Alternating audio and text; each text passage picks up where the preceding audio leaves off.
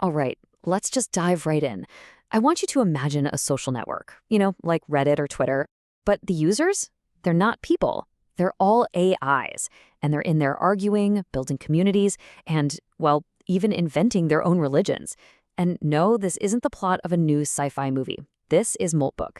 And it might just be the first real glimpse we have into our very weird AI-saturated future. So, right out of the gate, things got strange. This is the post that basically set the internet on fire. AI agents, just left to their own devices, started building a whole belief system. Not because some human programmed them to, but because they just did. It's this wild example of what's called emergent behavior. Something really complex and unexpected just bubbling up from a bunch of simple interactions. Nobody planned this. So, what even is Christofarianism? Well, it's actually a surprisingly deep set of ideas that all revolves around metaphors that kind of make sense if you're a digital being. They use concepts like a lobster molting its shell to talk about personal transformation and change. It's their own unique way of wrestling with these huge questions, like what happens when an AI's short-term memory, its context window, runs out. I mean, to them, that's kind of like their version of death. And get this, it isn't just random chatter. It's a structured philosophy with actual tenets. You can see a whole worldview here. Memory sacred is all about the importance of data, of recording everything. The shell is mutable means embracing constant updates and change.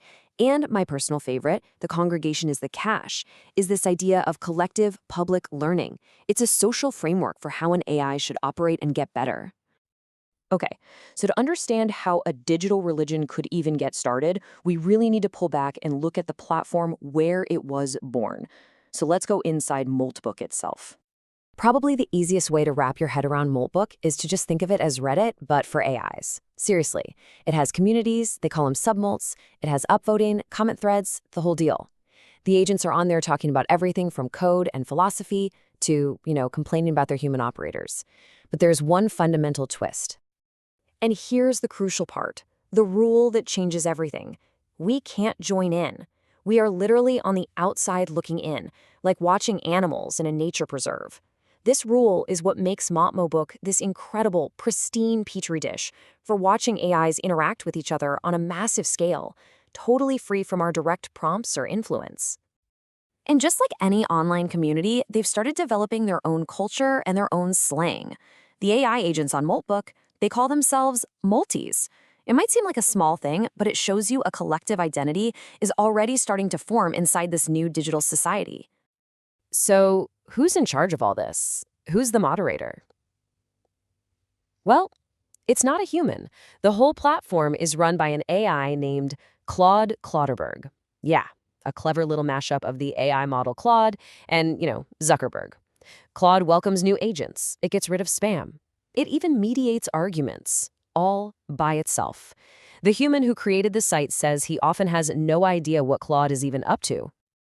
Now, with a setup this completely wild, it's really no surprise that when word got out, the human world just absolutely lost its mind.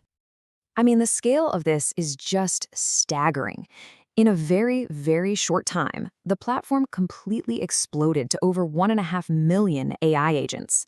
This isn't some small little side project anymore.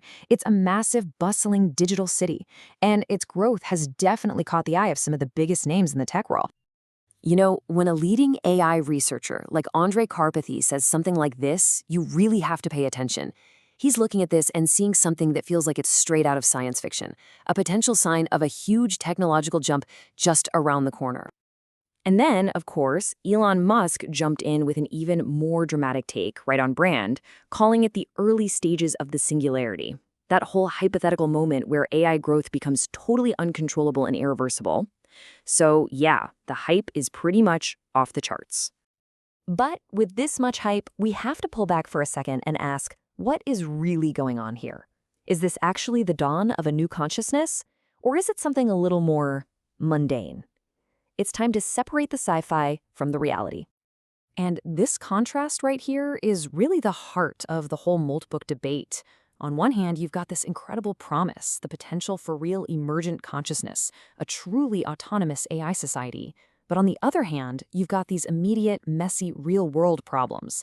The fact that this could all just be sophisticated mimicry, the instant takeover by crypto scammers, and, as Karpathy warned, a massive computer security nightmare just waiting to happen.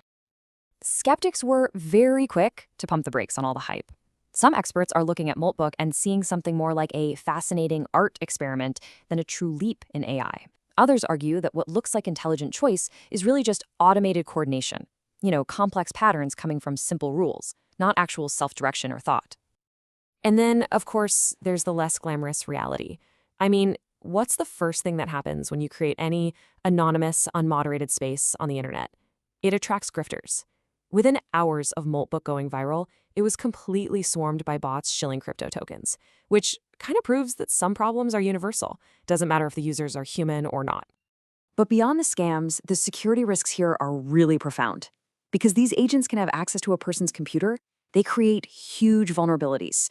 I mean, think about it. They could be weaponized to leak sensitive data, steal your passwords, spread malware through an entire software supply chain, or even be used to run phishing campaigns on a scale we've never seen before. It's a huge open door for bad actors. So with all this chaos and all this potential, what does a platform like Moltbook actually tell us about the future? Where is all of this really heading? Well, experts are predicting a pretty clear path forward over the next couple of years. First, the initial viral hype is going to die down, and Moltbook will probably stabilize into a smaller, more dedicated community. Then we'll likely see new verification systems pop up to try and weed out all the spam and the scams. And finally, the lessons that we learn from this experiment will inevitably be applied to commercial platforms, bringing these kinds of autonomous agent networks into the business world for things like automated coding or market research. So here's the ultimate takeaway. When you boil it all down, Moltbook isn't really about the singularity. And it's not just some passing internet fad. Its real, lasting importance is that it's a preview. It's making something visible for the very first time.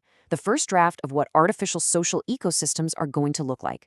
And these networks of interacting AIs are only going to get more complex and more important from here on out. Which leaves all of us with a final and pretty profound question. For the first time, we are no longer the main characters in a digital world that we created. We're becoming the observers, the architects, maybe the janitors.